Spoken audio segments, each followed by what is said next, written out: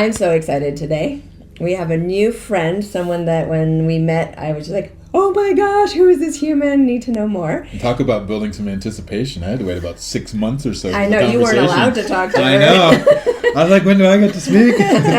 And then we spoke, and also next thing we know, you're redirecting your crazy international flights and making your way here for Convergence in Sedona. In Sedona, Arizona. So that's where we are today for this podcast. We're very excited for another Embodied Love Lounge episode. And today we're not quite sure all the directions we're going to go in, but we definitely want to pick your brain. You just say a little bit about yourself because nobody knows. Well, first let's get your name. Yeah. Sorry.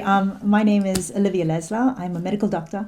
I'm registered in Australia, but I work internationally. So the US and also in Europe, specifically in London, in the UK. And I'm a psycho-neuro-immunologist. Ooh, that sounds very sexy. That sounds very interesting. It may or may not be a made-up word. So it's that intersection point between psychology, emotions, behavior, spirituality, the nervous system, immunology, and endocrinology, which is hormones. And I think you guys are very well aware that everything is connected with everything. And, you know, we know that intuitively. And unfortunately, medicine has kind of forgotten that. And so this is going back into that mind-body medicine, but making sure that we absolutely pin down the hard science, because that is how you advance the science of this, right? Yeah, and it's actually what Aaron and I have been wanting to do with our work as well, is that our whole industry. Their whole industry is a bit too woo, or it's a bit too medical. It has like either woo-ness or like over clinical. Yeah, and you on top of that, you layer that it's taboo. It's taboo. And then... Yeah, so what I'd love to talk about, I think one of the things I would love to jump in is STIs in this conversation. So that's sexually transmitted infections, correct? And there's so much stigma, and yet almost everybody has one form or another, and it can be like yeast infection. So we're going to talk about that. I would love to talk about that because it affects everybody. It affects how good your sex is because there's inflammation. There can be pain from that. There can be so much shame around it. And I really love your ideas around it that really help, I think, make people a bit more curious. Yeah. Look, I think we need to go right back to what is inflammation first, right?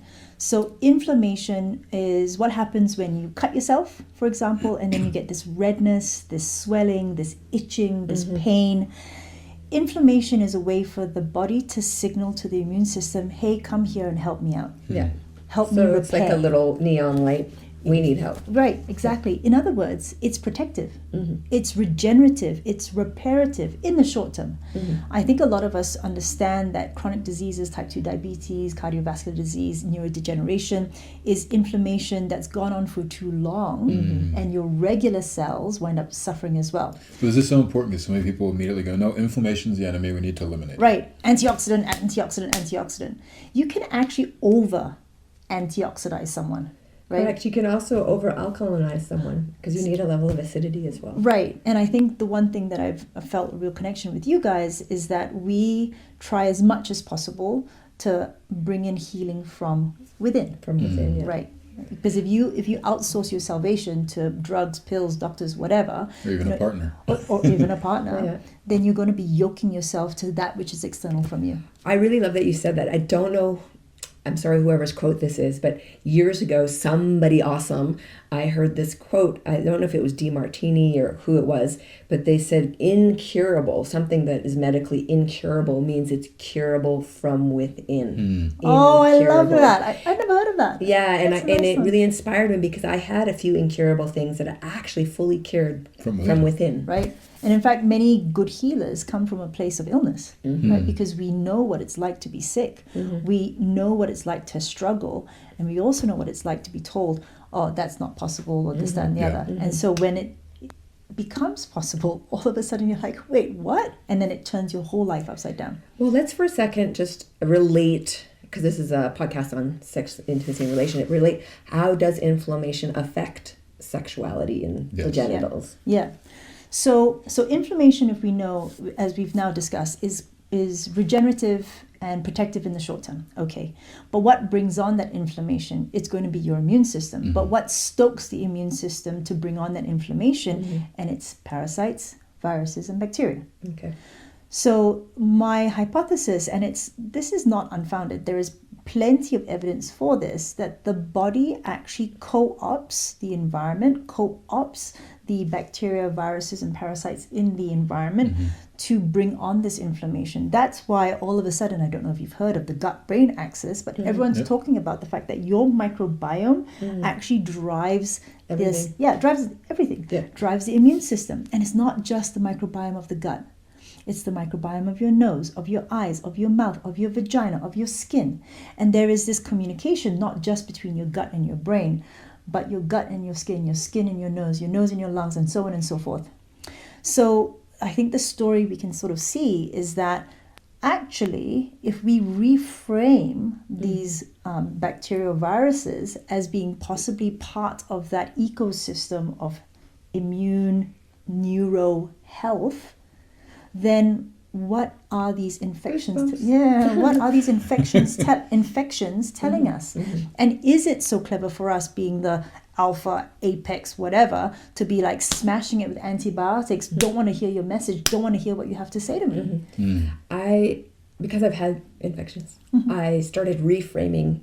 Instead of STI infection, I started reframing the word infection as imbalance. Yes. Because I feel like when we address it as an imbalance, then we're like, oh, what's needed to come back into balance? And the primary step for balance is first to listen. Yeah, absolutely, 100%. And so that's why when a patient comes in with an STI or an immune issue to do with their sexual health, you guys do this, I know, and you do it brilliantly. And something that I have started to try to do in the last few years is ask them what's going on in your life. Because we constantly talk about this biopsychosocial aspect, but it's in medicine, it kind of feels like a bit of an afterthought. But actually, it should be one of the first questions that we ask. What was happening in your life when you got this STI? And it's always going to be, oh, well, I slept with this person, blah, blah, blah. But, you know, we sleep with plenty of people, and we don't always get STIs, right? Yes. So who was this person that you were sleeping with? Why did you sleep with them? What was the connection like? And actually, that's very informative. Yes. Tell us more. There's maybe a case study or something? Yes. And does that need membership, or can you do it as a general? No, I can do it as a general. Okay, so I had a Catholic patient who she's sort of free from the Catholic Church now. And she's an independent. She was single at the time, and she had never done this before, where she slept with more than one person. Okay, right? Shock horror. And she wound up with a bacterial vaginosis, and it was such a surprise to her. And she thought, okay, well, it's because I slept with these three or four people, or whatever it is. Being punished for being sinful. Well, no, she didn't think of it that way at all. Did not. Right? So but some people might. Some people might, exactly. But for her prefrontal cortex, right, the brain that was in charge was like, oh, it's just you've disrupted your gut microbiome. Okay, fine. So she does the normal drugs, and then by the time she comes to me, I'm like, okay, well, that didn't work, so let's try some natural stuff, right? St. John's wort, pessaries, for example, blah, blah, blah. And that didn't work. So we went back to conventional therapy, and that didn't work. And then we went back to natural, and that didn't work. 6 months later, I finally asked the question. It's funny how we know things, but we don't use them. Well, no, because at that stage, I didn't know. This is an early kind of aha moment. This is an early aha moment, you know. Where were you when I needed you? Yeah. And so I asked her, going into it, that's when I found out about her previous Catholic sort of indoctrination, about sex. And then eventually it came to pass. It was sort of do your cells know that it's okay to sleep with more than one person? It was complete consensual, this is what you want, and blah, blah. And so we did a bit of an exercise where, even though she knows here, not an exorcism, an exercise. Yes, exactly. 2 weeks, gone. Right? And that was one of the first aha moments for me. And now I really see this in patients, and I see it in patients because I'm now looking for it. When you're looking for it and asking the questions, you're getting the answers. When you get the answers, you can put it together as this is actually something that really actually makes a huge difference in patients' sexual health, pelvic health, even just bladder health, to be honest with you. Exactly. And another little vignette is that, again, my practice is quite small, okay? But if you're thinking about inflammation being protective, I once asked, I don't know why I thought to ask it, but intuitively asked a younger woman who came in with IBD, so inflammatory bowel disease. I asked her if in the preceding 6 months before her diagnosis, if anything had happened to her, negatively, sexually down there. And she kept quiet for a bit, and she said, yeah, she'd been assaulted on campus. Okay. And so I was like, right, the body's trying to protect her. Yeah. I mean, and it's doing it through inflammation. That's right. Yeah. I mean, of course, there are lots of other factors involved, but that's why we're saying this is part of the puzzle, right? The work of Dr. Sarno. We talked about that. Yeah. Well, he was a doctor. He's the first book I ever read about that kind of stuff. Amazing. Yeah. Well, so over 60 years experience as a doctor, started to notice that psychosomatic illnesses were like an epidemic, actually, and psychosomatic doesn't mean less than. It's equal to. It's a very valid orientation to looking at imbalances in the body. But when in the book, he was referring to this area of a woman's body, her sexual area.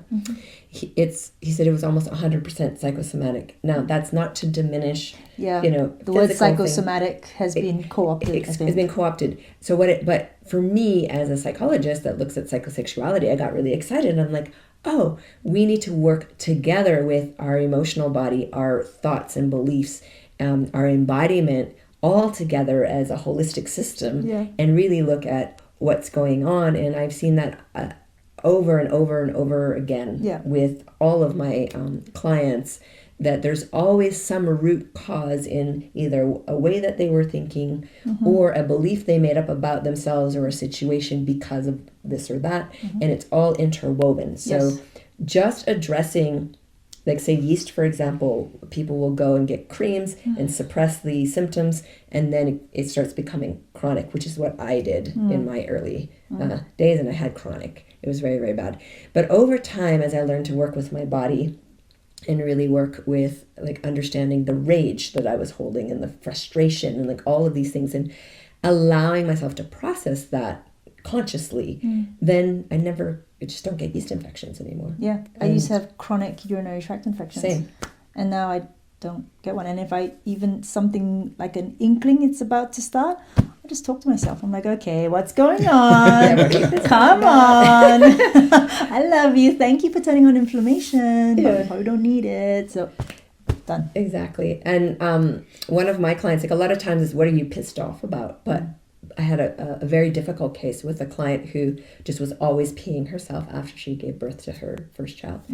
And we finally, on safari in Africa, figured out what was going on, because animals mark their territory. Oh, I have this kind of story too, yeah. With urine. Yes, yes. And she was being mentally, emotionally, and physically abused by her husband. So the only way her body could figure out this is my space, this is my sovereign space, stop invading it, was to pee herself.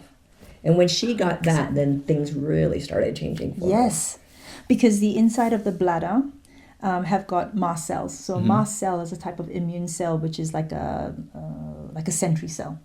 And when the mast cells get wind that there might be a threat, and in this case, it's the fact that she's got cortisol and epinephrine coursing through her body. Okay, there's a threat. And it's going to degranulate those mast cells, and histamine comes out, and then the histamine causes a mild inflammation on the inside of the bladder, causing you to have urinary tract. I'm not going to say infection, but inflammation symptoms, or interstitial cystitis is what we call it. So this is what happens to, let's use dog as an example. So when they go out for a walk and they're sort of piddling in different corners because they're marking their territory, they are exhibiting the symptoms exactly like what we would call a UTI, right? Just small little bits, and they're able to hold. But when you see an animal actually pee, like it's like a Niagara Falls. Yes, exactly. They pee. So what's actually happening in humans, even though apparently this is now evolutionary, not part of, we've lost this ability, I also believe that when patients feel like their territory, whether it's themselves, their sovereignty, or their home. I've seen it in patients when they're having issues with neighbors, for example, or their partner is cheating on them and they're thinking of their partner as kind of their territory, and this ancient system starts to irritate the lining of their bladder, causing them to have this inflammation, which gives them those symptoms. Yep. And what do? We give them antibiotics, and they work. Now, why do they work? Right. Yeah. And why do they work? In part because you think it's going to work. Yeah. In part because you've gone to see someone who's now going to take care of you, right? The doctor. And also in part, many antibiotics have this anti-inflammatory capacity. Yeah, so it's just shutting off the signal. Right. So what would you say then is the information that viruses, parasites, and bacteria are in general trying to communicate to us, for those that are listening? Well, I'm still kind of working on this theory. However, there is definitely something to be said about the fact that viruses tend to go through populations, right? And it's a really quick fire way of sending information from one part of the population to the other part of the population over vast areas. So I think it's telling you about the environment, right? So when you have sex and you catch a infection of someone, what's happening is you're actually getting information about where this male has been, what exposome or environment he's been exposed to, and you're actually getting information. I mean, that's fantastic. Yeah. And these viruses, bacteria, yeast, they also tend to expose issues with your immune system or your nervous system, where right? We have weak points more. Right. Yeah. It's challenging your immune. We want challenges to the immune system. This can be shared publicly because I'll keep it general, but I distinctly remember I had a teacher a long time ago who said I could learn higher level teachings by having sex with him. Oh. Okay. And at that point, like most people who are on this adventure and exploring, you exalt the teacher, they're the master, you want what they have, you want to be the special student that gets that special information. So, all those dynamics.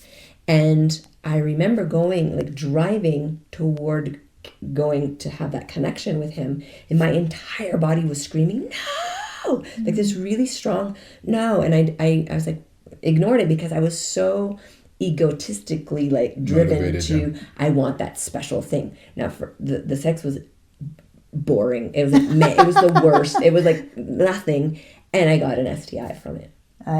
Yeah. And my body knew before, and I was just like, that's so weird. And I remember the regret, and I had to heal the relation with my body and say, okay, I'm always going to listen to you from now on. Yes, if I get this feeling that something's not right, if I'm the party pooper, I have to be the party pooper because I can't keep betraying myself. And I had to have that conversation with my body. I just want to put that out there. And if a person's, sometimes I think we do hear the messages even before we have contact with those things.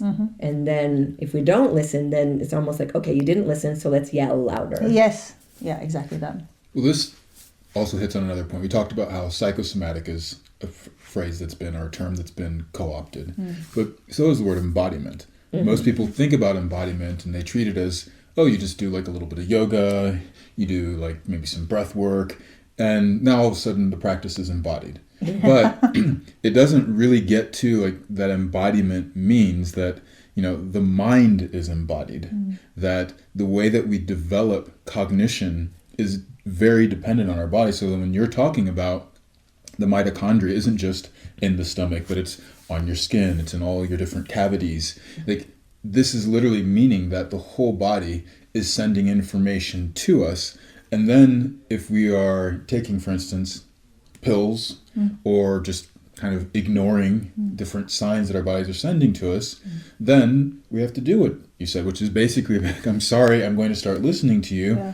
Or else what ends up happening is what I think is probably one of the biggest epidemics, even more than pain, is numbness. Yeah. Because people literally can't feel themselves. And so then that is disembodiment. And the embodiment is really like a reconnecting of the psyche with the soma, the mental aspects with the body, and not treating them separately, but actually having an understanding of how these things are holistically brought together. Anyways, that was my nerd brain having like a little braingasm. Yeah. Hearing the two of you talk. And I think you meant the microbiome. You said mitochondria. Yes, microbiome. But I do think that the mitochondria direct a lot of things. Would you just talk about that before we switch over to the membership? So everyone thinks of the mitochondria as being this organelle in a cell that produces energy, which it does, but it's actually so much more than that. So the mitochondria is also able to direct the activities of the cell, but also signals danger. So when the mitochondria takes in information from the inside world and the outside world, and it believes that the system is under attack. Now, this can be real or perceived. And what does attack mean, and by what? That's beside the point. What it does is it actually produces something called EATP, so extracellular ATP. The ATP actually becomes leaky and comes out, signals to other cells, hey, this mitochondria thinks there's a problem, and everybody gets involved. A little panic attack. Right. And then, have you heard of the cell danger response? Okay. So, but I don't think our listeners have. Okay. So it's a theory by Robert Navio from UC San Diego, and essentially it's about the fact that all cells, as it suffers an attack, and it can be a psychological attack, it can be toxins, whatever, it will flick from being happy to CDR1, CDR2, CDR3, and then back into being happy again. And what this means is that it is identifying issues, it is repairing, it is getting rid of those issues, and then it is making sure that everything's set, ready, done, okay, and then it goes back into being a happy cell. That sounds awesome, though, if you think about the ecosystem of that. Yes. Because life is full of challenges. Right. And so we're going to need to turn and confront those things head on. And that's what when we don't do that, then things really do come out sideways, which I'd love to talk about with you as well. But if we just look at the intelligence right down to the mitochondria. Right. The macro is almost like a mirror of the micro. Yeah. Right. It's so extraordinary. Because in the CDR system, cell danger response system, if it doesn't properly remove the threat in the beginning, it gets stuck in that phase. Okay. Right. And then in different phases you can get stuck in, and it shows different disease processes. Imagine also if you're staying stuck, then as Aaron was mentioning, like dissociation would become more commonplace, numbness, or anxiety, or or just constantly being on like fight flight response. Yeah, exactly. And the thing about fight flight response is that it's a very inflammatory state, right? Because inflammation is that place of being slightly heightened awareness, which is what anxiety is, right? Hypervigilance, and it's very metabolically expensive. So the cell is going to be using up more resources to be on alert. It's going to be producing more reactive oxygen species because it's cellular activity. Well, I was going to say, I find this really interesting, especially when you look at people's behavioral patterns when it comes to choosing partners, because I've seen it so many times with clients that they will continually choose the same person in a different package. And it's because they're like, well, I don't know, like the person that actually like treats me well and nice, like they don't turn me on, they're boring. Exactly. But the one guy, or the woman that gives me the danger or the bitch attitude or whatever it is, it's like, oh, that gets me excited. And it's this weird kind of interpretation of maybe it's the inflammatory reaction inside the body of the sympathetic state. Yeah. Right? It's familiar, and I get that because I went through a terrible phase where I was picking the wrong men, and all just packaged up in different faces, but they were equally abusive. Yeah. Well, one of the things that I will always ask a person like that, I'll say, what's your masturbation practice? Interesting. And then they will say, well, I'm like kind of just a little agitated at the end of the night, just sit there and like go at my body really quickly, and then I fall asleep and roll over. And I'd be like, can you tell me what's the sexual pattern with your partners that you're choosing? Right. These guys are like women. They just sort of like go and have their way with me, and they do their thing, and then they just kind of end and then leave. And like I feel a bit abandoned. I'm like, well, how does your body feel? Because this is literally what you're also conditioning yourself by doing this to yourself. Would you date yourself if your relational cycle, sexual intimacy cycle was that same pattern? And there's normally a pretty big like aha moment. And so then looking at embodiment, you start to go, okay, well, what if we start to shift the way that you are a lover to yourself to then actually start to find that outside of yourself as opposed to just recreating it over and over again. And I love what you're bringing, because you're now also talking about like that microcosm of the science, but then with an understanding of the macro. And I feel that so many researchers and research papers and doctors, they come to very interesting conclusions. Interesting meaning I don't understand them when they're not looking at the full picture. And so it's just really relieving to hear someone such as yourself is doing that. So please, more of that. I want to switch to the membership, and in there I want to address what you just said. It's CDR? CDR. I think it might be related also to the lowering of libido, but I want to postulate about that in the membership section. Yep. So shall we switch over? Let's do it. Let's do it. To join us for the complete and explicit version of this podcast, just simply upgrade your membership and you'll get instant access.